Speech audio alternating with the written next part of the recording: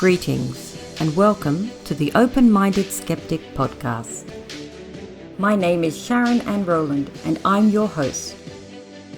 And today on the podcast, in Spiritual Quandaries, we'll be discussing religion in school, the instruction and practical teachings, aka education, provided usually on a day-to-day basis within a school environment, which places a strong emphasis on the beliefs associated with a particular religion. For example, Catholicism.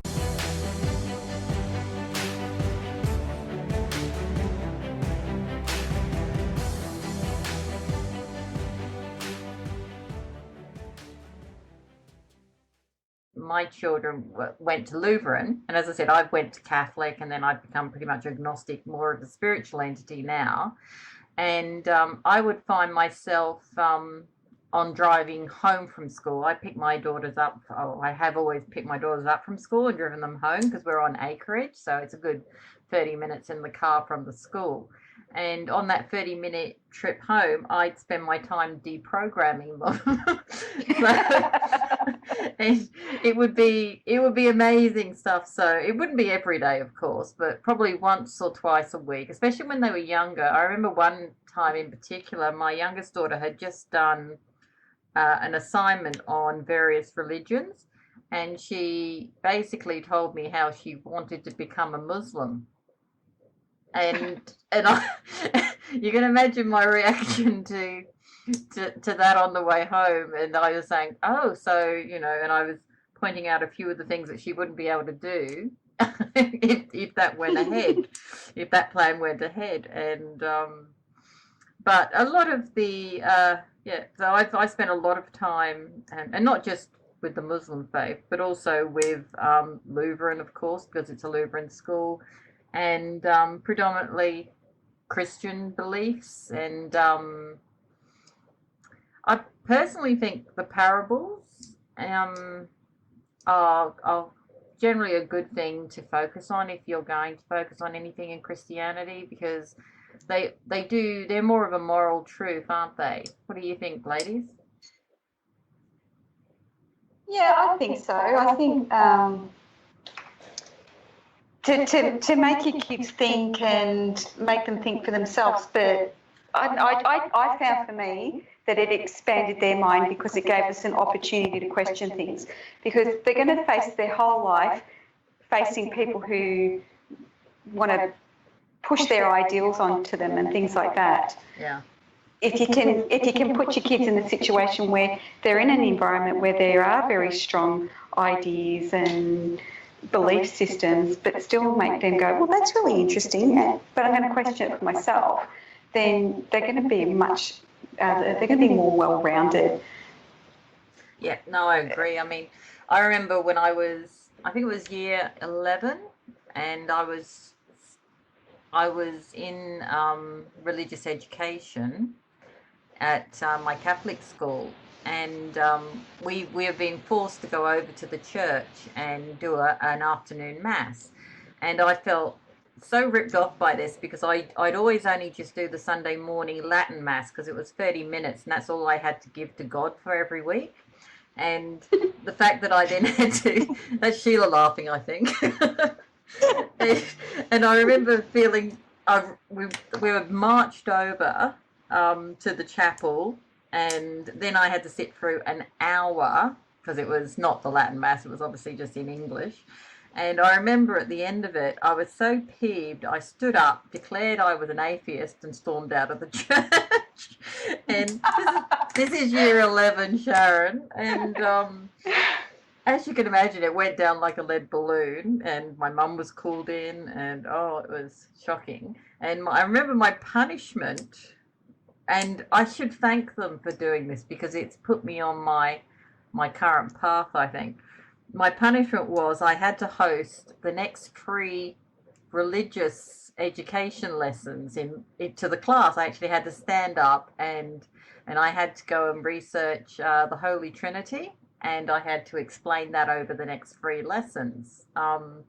Can you imagine that? So it wasn't that they wanted me to actually learn the doctrine, and the dogma. So, and I had to stand up the front and I had to say it. And because I was usually the student that sat there and went, why, miss, why is that the case? Why would you do that? And like I'd say things like, that's silly. I wouldn't do that if I were that person. I'd do this. And they'd say, well, that's not what they did, Sharon. So and I actually have to thank them for doing that, because it was the moment I realised I wanted to be an educator, a teacher, and I wanted to. And it's when I fell in love with researching. It was the first time I'd actually ever done any research. I know, surprising, year 11, and I hadn't done any research at that point. But school never really, school very didn't hold any illusion for me. I thought it was a very boring thing to do when I could be outside doing other things. But I know that the time I've spent with my kids in the car, that 30-minute drive home, deprogramming them every time, has been invaluable. Sheila, did you do any deprogramming with your 9? Well, I actually, Sharon, was such a good little girl growing up that I got top marks in religious studies. Brown nose. Oh, God. I feel naughty now. Was I the only rebel? When I married I've got 2 late husbands. I tell people it's just as well they died, or I would have had to kill them. But the first one, who was a wonderful, wonderful man, has been passed away for about 26 years. So he was my children's stepfather, and he was brought up Catholic, and 2 of his aunts were sisters of St. Joseph, the Black Josephs, the nuns. Oh, yeah. So there was this whole thing of 2 of his mother's sisters. There were 10 kids in that side of the family, and 2 of her sisters were nuns. So there was the whole thing of, well, I had children, so they were expected to go to Catholic school and to go to Mass and so on. Unfortunately, I was the one who took them to Mass. I didn't see John getting out of bed early on Sunday morning to go to Mass unless one of his aunts happened to be visiting. So there was a bit of a, hey, hang on, this is your religion, not mine. Exactly. And our local priest refused to marry us, etc., because, I was this dreadful woman.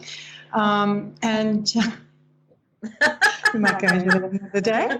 Anyway. But you're so sweet. I know, but it's like wine, Sharon. I've improved with age. Oh, okay.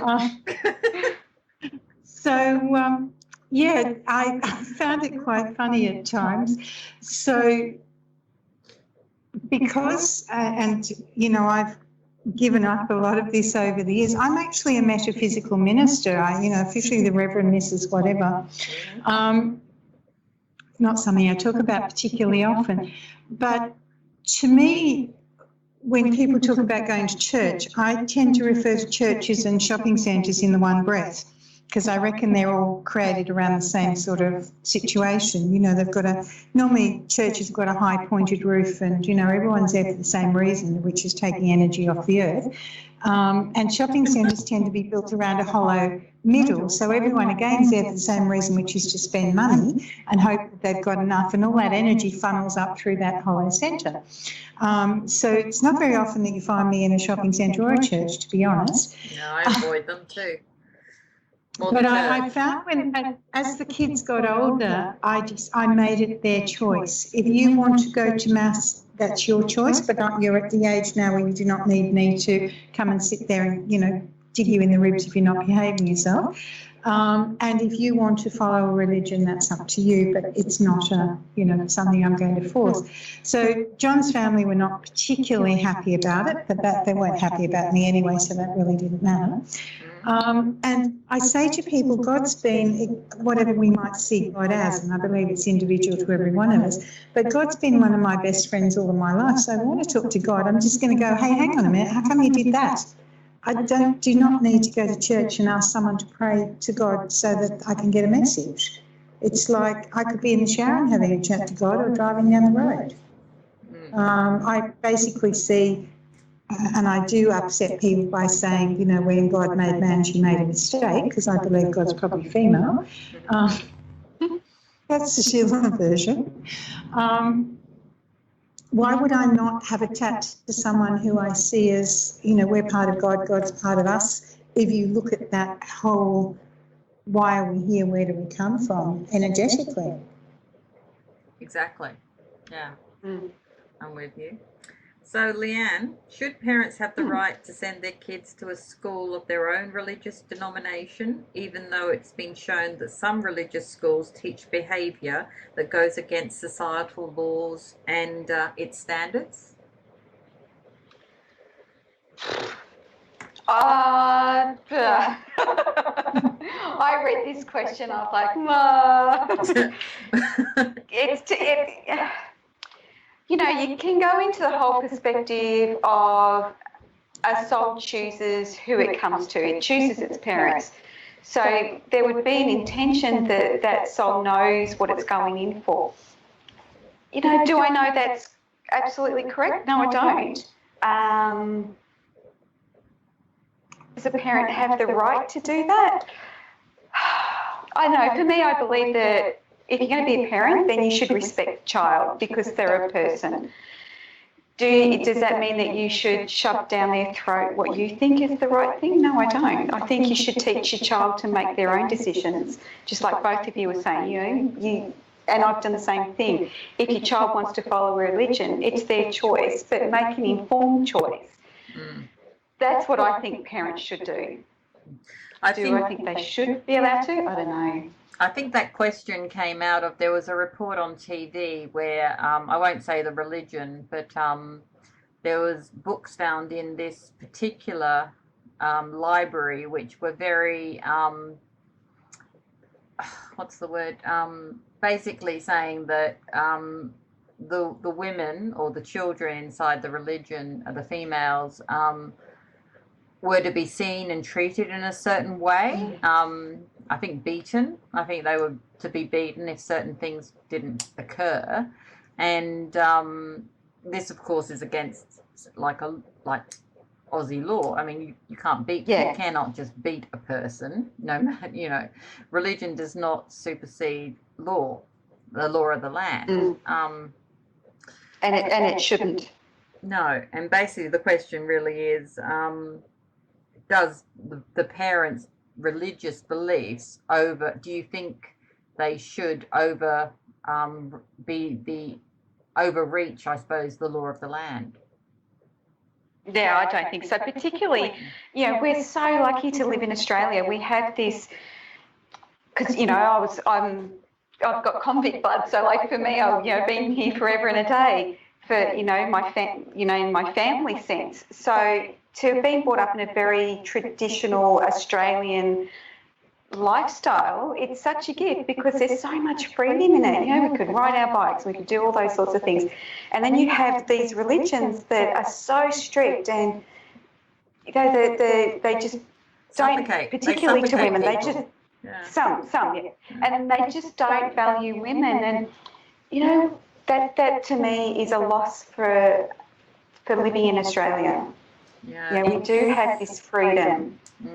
And this right to expression and to be who you are. And to me, it's like a soul level being here to be able to be such a beautiful sense of freedom that we do have, that we can be informed and we can be educated and then make our decisions. If a parent's going to stick their kids in something that goes against our rules, no, I don't think they do have the right for that. No, personally, I don't think that religion should have a part in any school.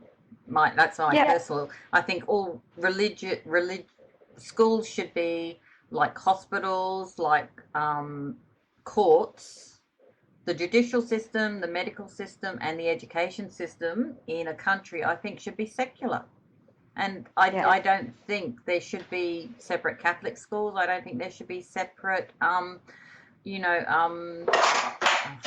Lutheran or any of the or Greek Orthodox. I don't think any school should be. I think the only place religious belief belongs is in a church or a synagogue, or I think the tenets of society or the pillars of society, like the education system, like the medical all of this should be secular, because otherwise it's, well, I mean, what's the reason you sent your kids to a religious-based private school, Leanne? Is it the same as mine, which was to give them a better education?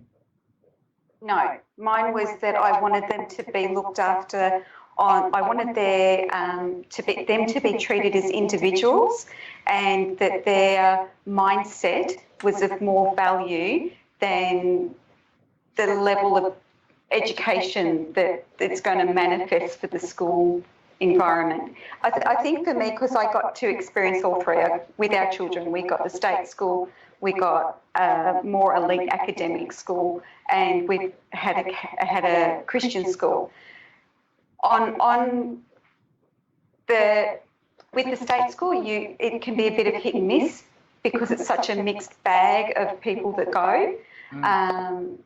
So you unfortunately do have a lot of potential there for a rougher element. Then we went to the academic school, and it was only about how much money that school was making and how many people they can get in by posting such great results. And the child's state of mind was not of value. Then to go to a school where they were a Christian entity, but they valued the child as an individual. And I remember our youngest boy was in grade 6 when he went there, and we went to the orientation morning, and the teacher stood up front of class and said, "Now, as you know, we're a Christian school and we teach Christian values, and we do stop through the day and we do a prayer. But if you don't want to be part of that, that's okay, and you are welcome here." And to me, that was like, why can't they all be like that? Yes. It's not difficult. Well, I chose the Lutheran school because, one, my husband is an old scholar there, so I like the tradition of both my girls going through into the same houses and that their father did, as an old scholar's kids.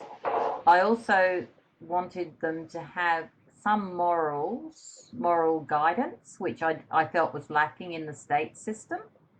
And also, but then also from looking at my husband's friends and how they have all kind of succeeded in life compared to some others that I've met in my working life, I found the majority of people who did go through a private type of system, either, most private schools do have some religious leanings, seem to be more successful, or seem to be, I don't know, there seemed to be something instilled in them, some kind of competitiveness or ambition, which I felt was lacking in like state-based education.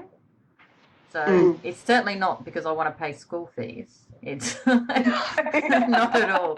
But also my own experience going through the Catholic private system was, and we're talking late 80s here. I felt they just wanted to pump out a wife and a good mother rather than somebody who had a brain. So I had a very negative view on, I suppose, the Catholic private system, and it took my husband a long time to convince me to give Lutheran education a trial.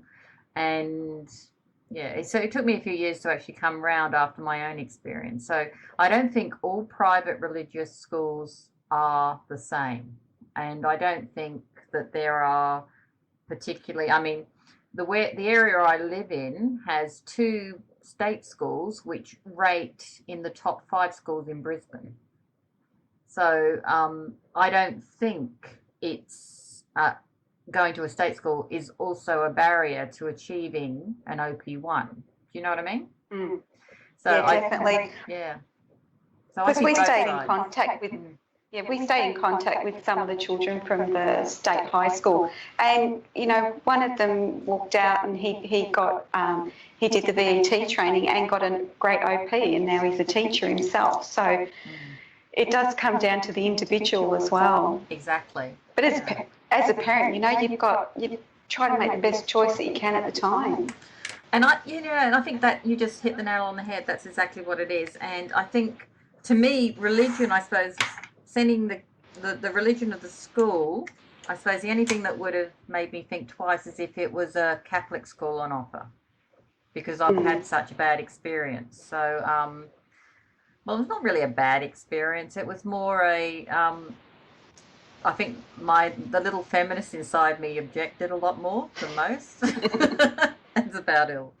Okay, so Sheila, should Yeah. parents have the right to send their kids to a school of their own religious denomination, even though it's been shown that some religious schools teach behaviour that goes against societal laws and standards? What do you think?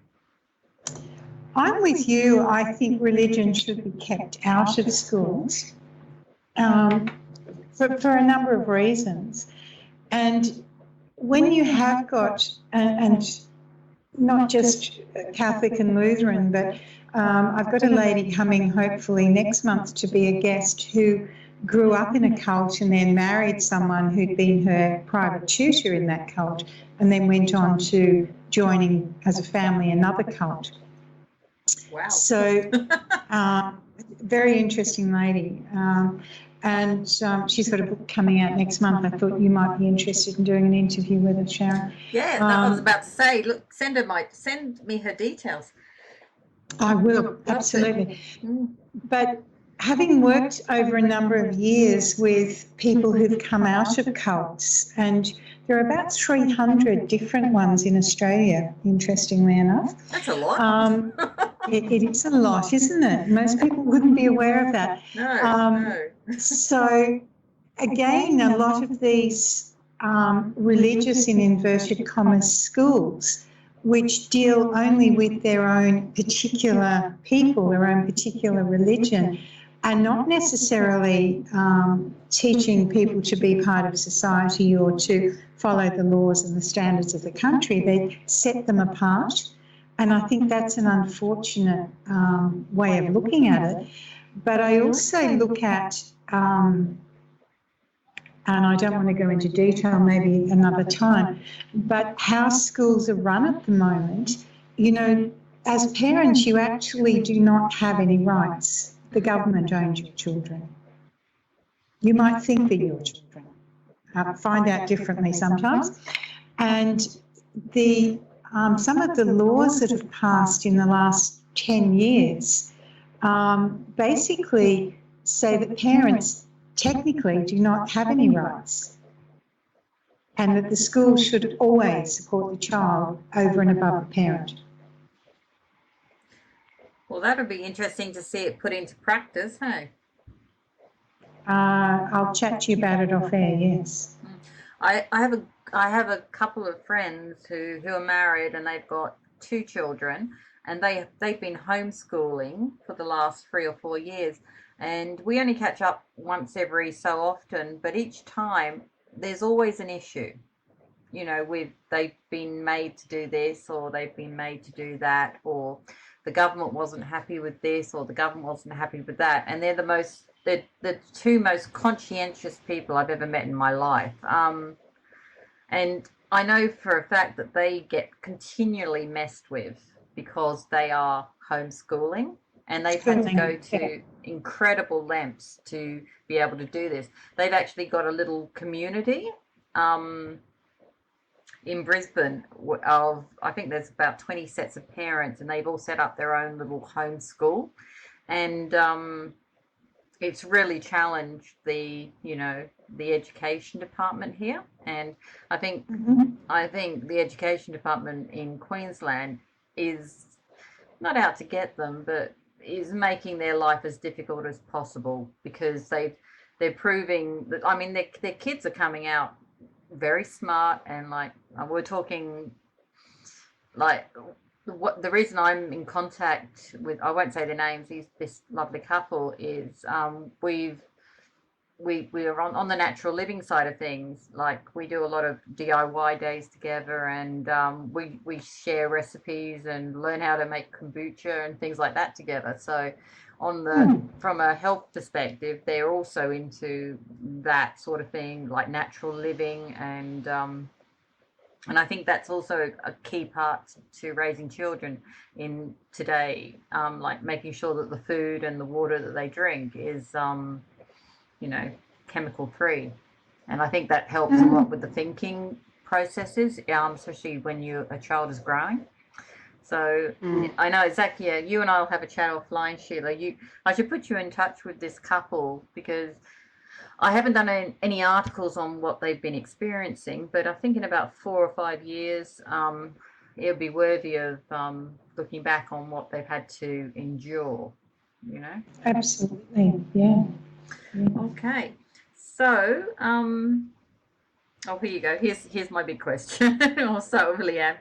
Should state schools remain secular, Leanne, and not teach or perform any religious dogma or activities, excluding history, of course? For state schools,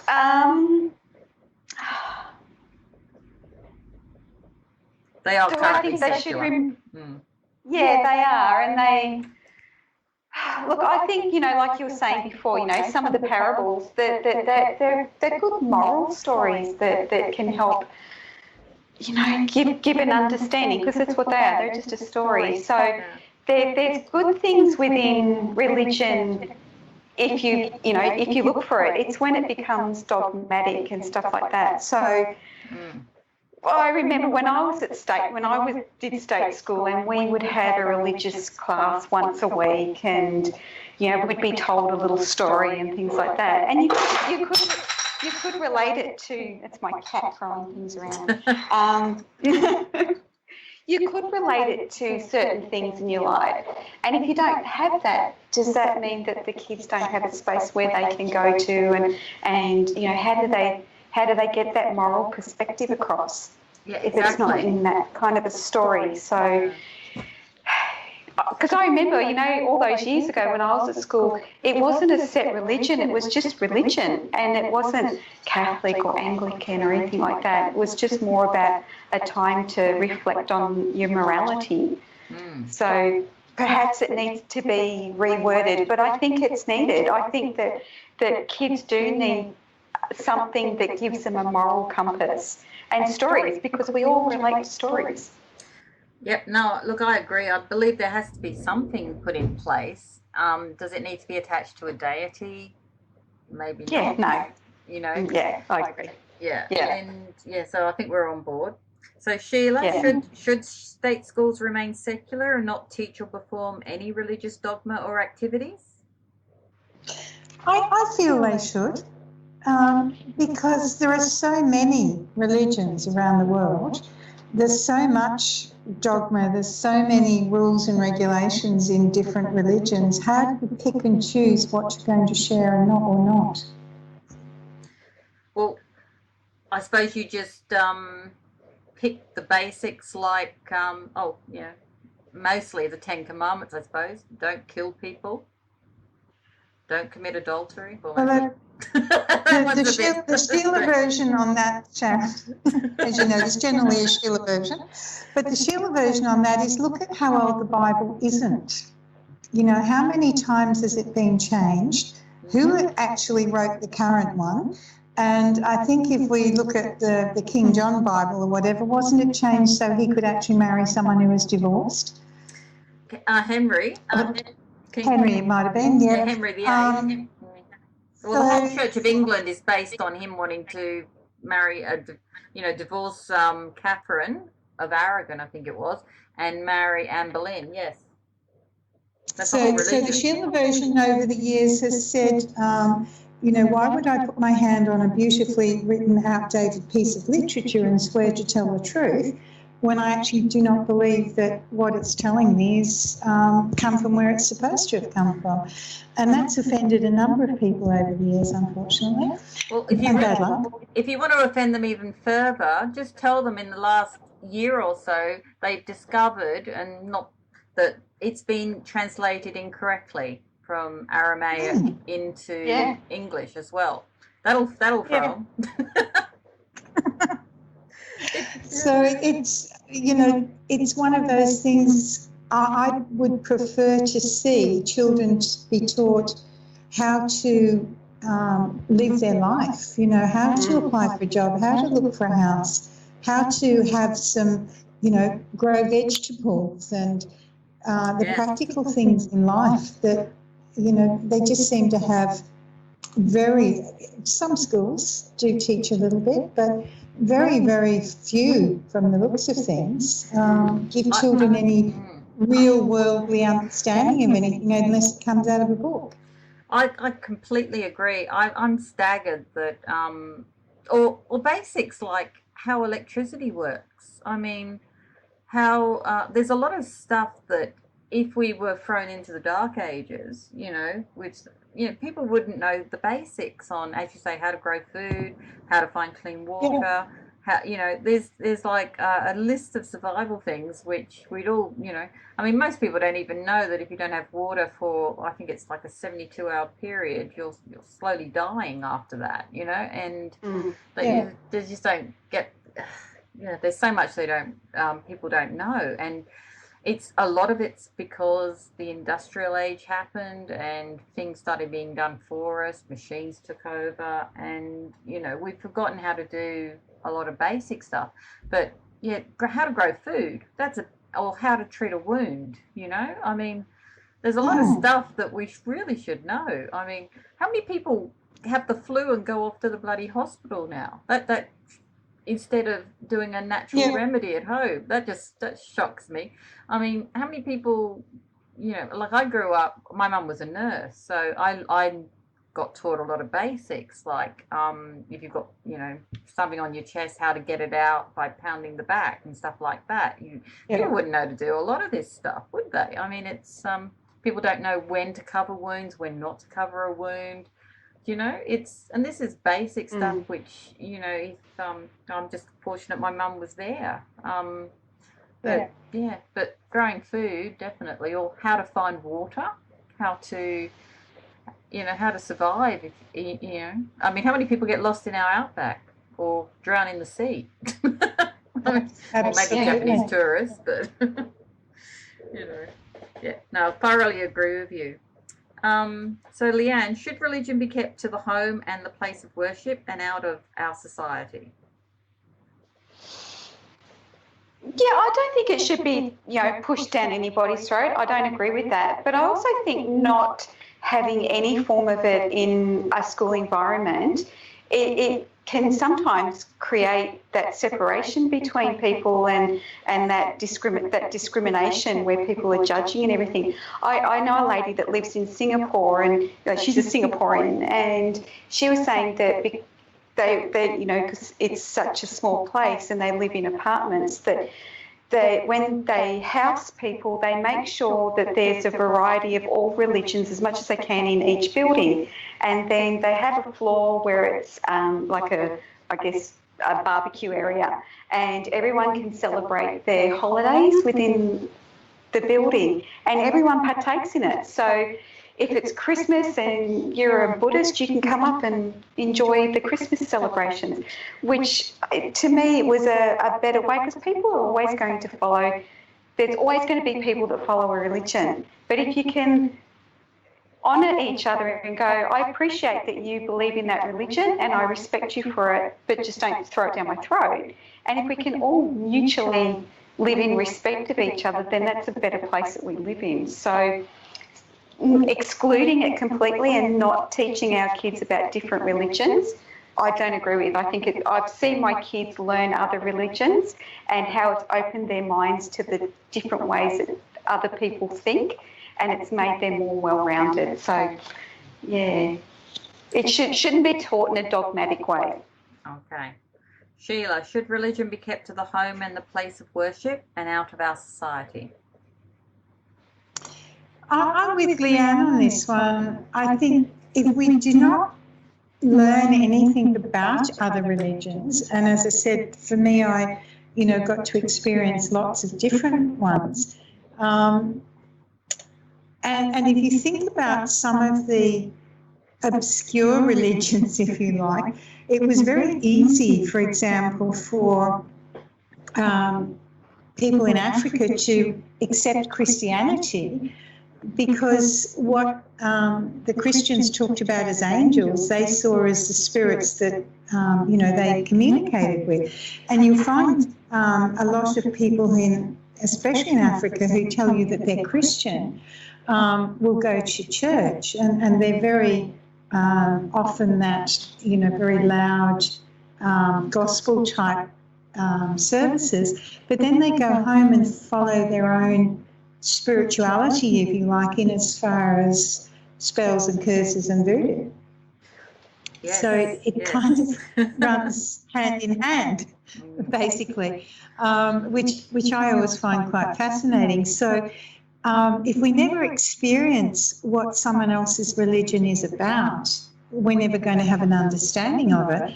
And, if we look at, and I personally don't see Islam, I know you've got it down the bottom, as a religion, but if people are saying, well, why would these people go and blow themselves up or kill themselves for their religion?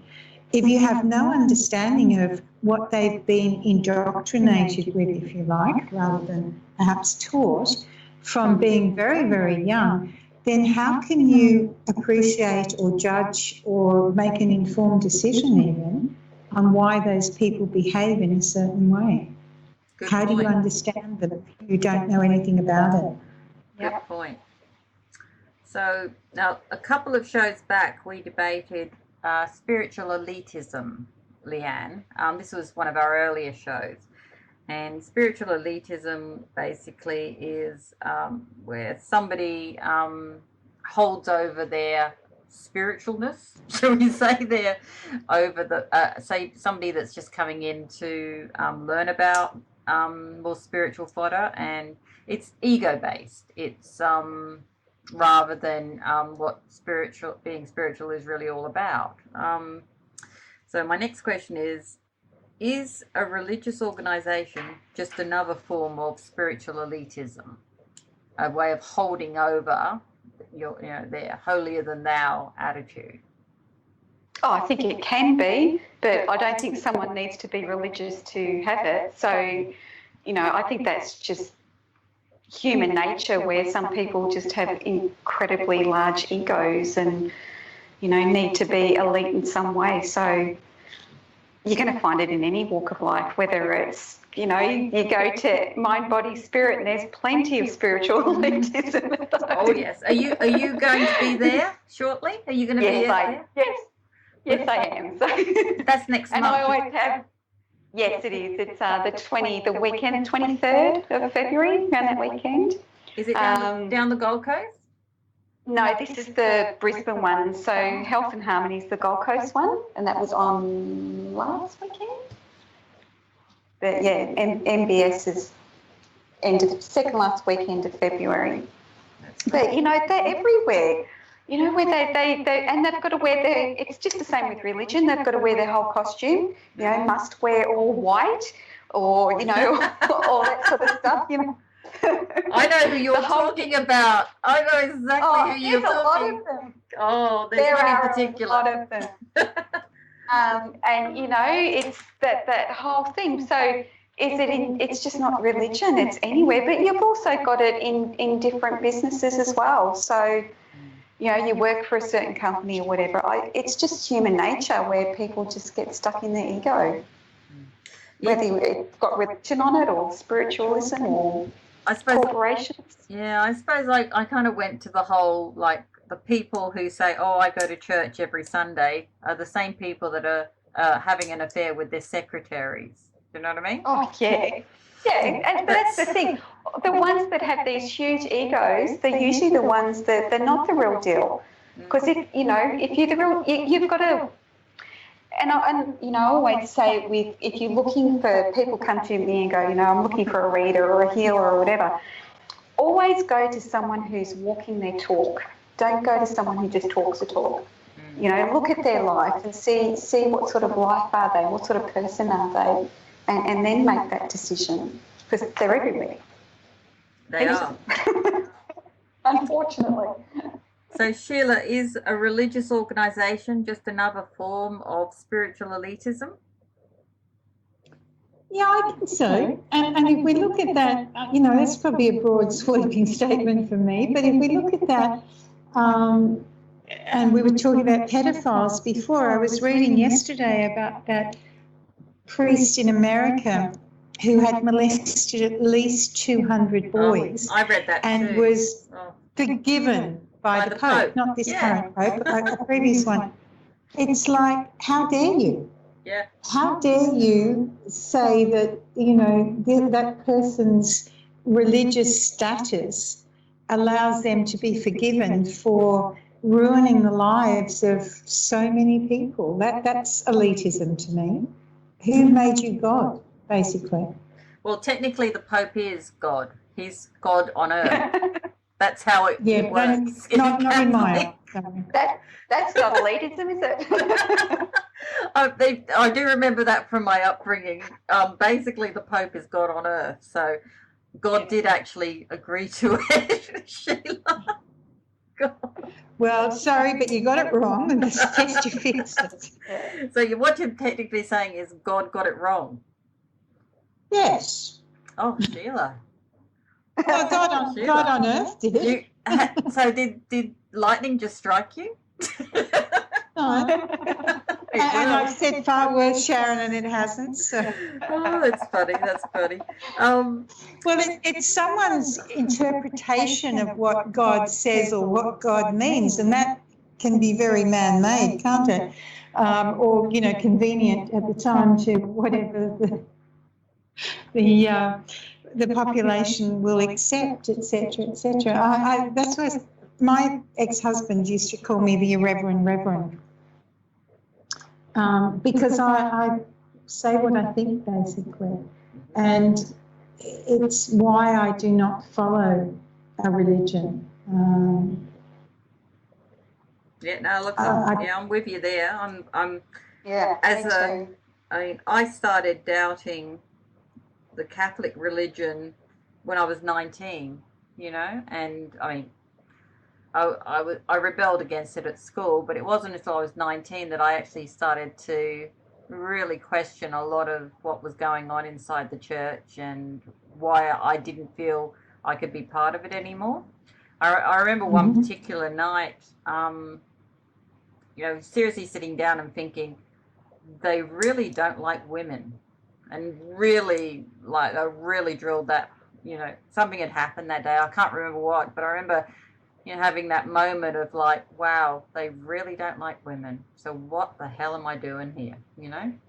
So, and then that was the beginning of the end for religions, really. I checked out a few after that, and none of them, you know, really, until I got engaged, and then my husband was Anglican, and he said, "Oh, we need to get married in a church," and I was like, "Oh, this is so, you know, not me." But you know, I was thinking more rainforest, but that wasn't happening, not with the families, and so basically, he dragged me along to meet Father John, who was at Kangaroo Point here, and there's the most beautiful church in Brisbane, right up on the cliffs at Kangaroo Point, and that's where I was married, St Mary's it's called. And I was so dead against doing this, but he dragged me along and introduced me to Father John, who's not there anymore, he's passed on. But he was such a lovely man, and like a breath of fresh air, and he changed my view that night on getting married in that church.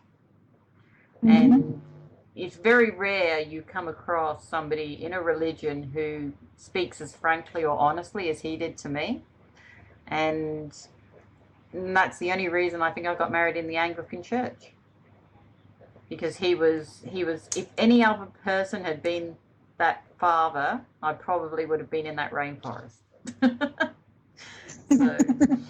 So yeah, and I'll probably, if I ever have to do it again, it'll definitely be in a rainforest. But I hope I won't. Having met your husband, I hope you do not. No, I got a good one. Hey, Sheila. So he's lovely. So, Leanne, do you think a religious upbringing has hindered your development consciously? And if so, in what way? Well, growing up, I didn't have one. Oh, you didn't? That's right, sorry. No.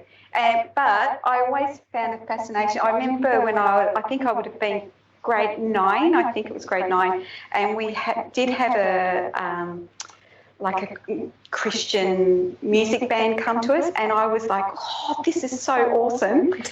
And it was great, I loved it. And I've always enjoyed going into sacred spaces.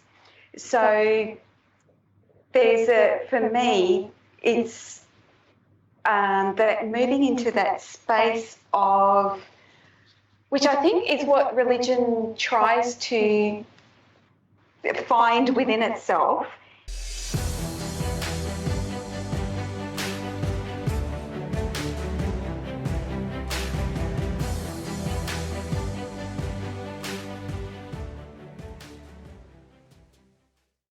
Well, that's all for our podcast. Thanks for listening, and remember, if you want to support what we do, then share, subscribe, and leave a positive review over on iTunes for the open-minded skeptic. My team and I look forward to entertaining you once again in our next podcast. To check when our next podcast is, simply head over to www.tomspod.com. That's www.tomspod.com.